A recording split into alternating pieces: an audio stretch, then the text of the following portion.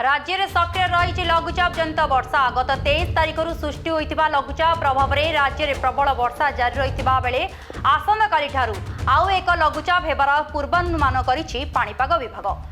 पाणीपाग विभागर पूर्वानुमान अनुसार दुईटी लघुचाप प्रभाव में आसंता 27 तारिख जाए राज्य में प्रबल वर्षा लगी रहिब।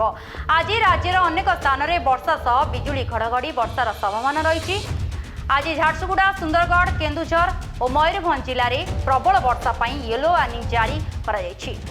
ए 4 जिला समेत मोट 20टी जिले में वर्षा सतर्क सूचना जारी करिछि पाणीपाग विभाग। आज राज्य में विभिन्न स्थान में वर्षा होता बेले आसंताकाली वर्षार परिमाण बढ़िपारे।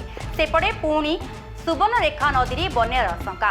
राजघाट रे विपद संकेत निकट में बन्या जल।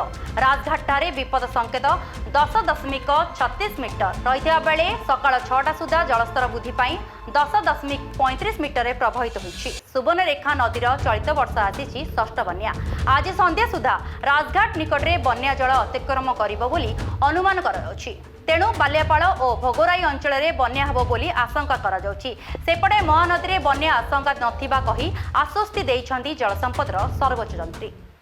जदि आपंक आम भिडी भल लगा तेब आम चैनल को लाइक, शेयर और सब्सक्राइब करने को जमा भी भूलु नहीं।